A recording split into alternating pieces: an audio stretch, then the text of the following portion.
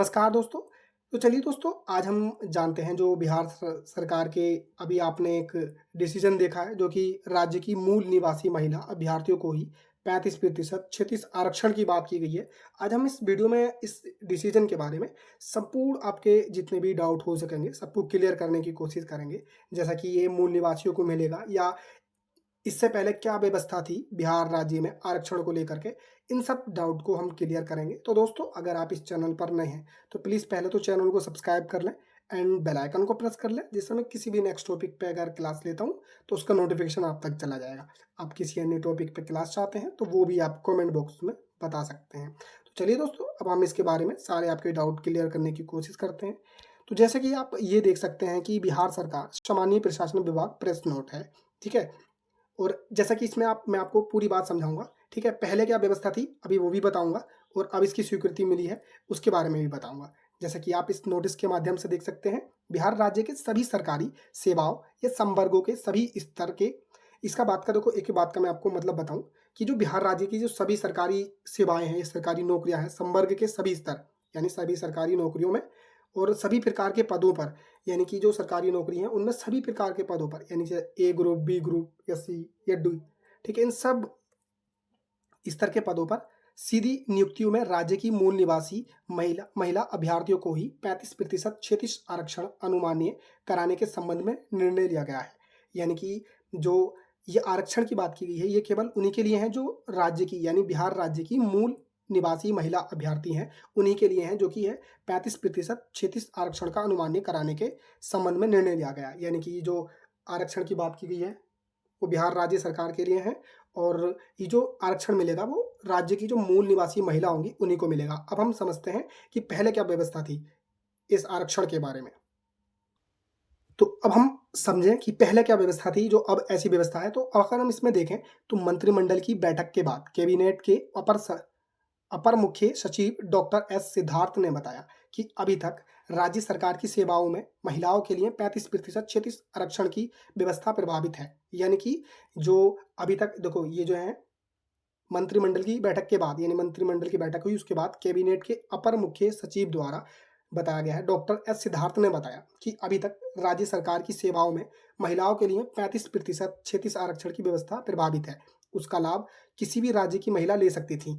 यानी कि जो बिहार राज्य सरकार में आरक्षण दिया जा रहा था 35%, वो इस तरह का था कि उसमें आप एग्जाम्पल से समझें। फॉर एग्जाम्पल, किसी भी प्रतियोगिता या सरकारी नौकरी का फॉर्म अगर कोई उत्तर प्रदेश की महिला बिहार राज्य सरकार में भरती है तो वे 35% आरक्षण मिलता था, ठीक है, सभी लड़कियों को। यानी कि ऐसा कह सकते हैं बिहार राज्य सरकार भारत के किसी भी राज्य की लड़कियों के लिए, महिलाओं के लिए 35% आरक्षण की व्यवस्था कर रखी थी, लेकिन उसका लाभ किसी भी राज्य की महिला ले सकती थी। इसमें साफ साफ लिखा है कि जो 35% आरक्षण था, इसका जो लाभ है वो किसी भी राज्य की महिला ले सकती थी। यानी कि उत्तर प्रदेश की भी, चाहे छत्तीसगढ़, मध्य प्रदेश, किसी भी राज्य की महिला अगर बिहार राज्य में फॉर्म अप्लाई करती है किसी भी गवर्नमेंट जॉब का, तो उसे 35% आरक्षण की व्यवस्था थी। लेकिन अब ये लाभ सिर्फ बिहार की स्थायी मूल निवासियों को ही दे होगा। यानी कि अब ये जो व्यवस्था है समाप्त कर दी गई है, और अब ये केवल उन्हीं महिलाओं को मिलेगा जो कि बिहार राज्य की मूल निवासी महिला होंगी, यानी कि जिनके पास डोमिसाइल जो होगा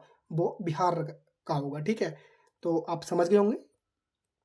अन्य राज्य की महिलाएं प्रतियोगी प्रतियोगिता परीक्षा में भाग लेंगी, उन्हें सामान्य श्रेणी में ही आवेदन करना होगा। इस बात का मतलब है कि जो अब फॉर एग्जांपल जैसे कि उत्तर प्रदेश की महिला राज्य बिहार राज्य में फॉर्म अप्लाई करती है प्रतियोगिता परीक्षा का, तो वे महिला, पहले तो 35% आरक्षण मिलता था महिला होने का, लेकिन अब जो है वो सामान्य श्रेणी में ही काउंट की जाएंगी, ठीक है। यानी कि अब इस आरक्षण का वे लाभ नहीं उठा पाएंगी, वही लाभ उठा पाएंगी जो केवल बिहार राज्य की मूल निवासी महिला होंगी, ठीक है।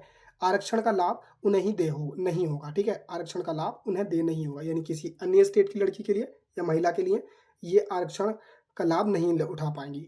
इस लाभ के लिए बिहार राज्य का मूल निवासी होना ही जरूरी है, ठीक है। ये महिलाओं के लिए है। अब हम इसके बारे में समझते हैं।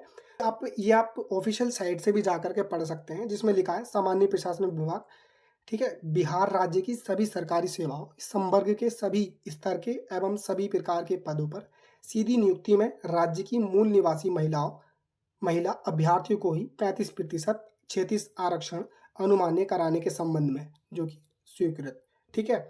यानी कि बिहार राज्य सरकार में जितने भी गवर्नमेंट जॉब हैं, उनमें जितने भी, यानी कि इसका बात का देखो मतलब हैं, इसमें देखो इस बात का मतलब ये है कि बिहार राज्य सरकार ने एक व्यवस्था कर दी है जो आरक्षण की है, पहले से ही थी, लेकिन पहले ये व्यवस्था थी कि कोई भी स्टेट की महिला अगर बिहार राज्य की सरकारी नौकरी में फॉर्म भरती है तो उसे 35% आरक्षण दिया जाता था, ठीक है।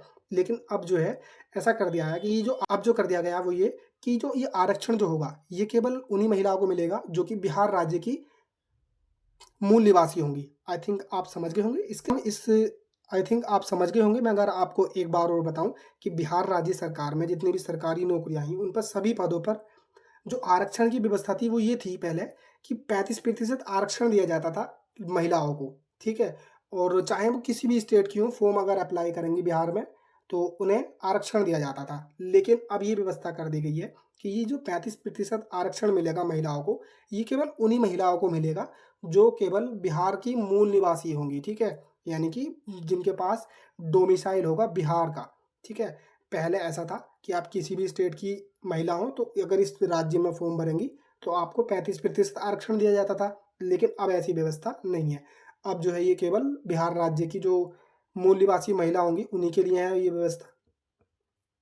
और अन्य अगर किसी स्टेट की महिला अगर आप फॉर्म भरती हैं बिहार राज्य में किसी भी सरकारी नौकरी में फॉर्म के लिए फॉर्म भरती हैं तो उन्हें जो है सामान्य श्रेणी में काउंट किया जाएगा। तो आई थिंक आपको ये सारी चीज़ें समझ में आ गई होंगी। अगर इसके बाद कोई डाउट रह गया हो तो कमेंट बॉक्स में ज़रूर बताएं, और आपकी क्या राय है इस डिसीजन पर वो भी आप कमेंट बॉक्स में ज़रूर बताएं। इसी तरह की जानकारी के लिए चैनल को सब्सक्राइब कर लें एंड अपने दोस्तों तक इस वीडियो को ज़्यादा से ज़्यादा शेयर करें। जय हिंद, जय भारत।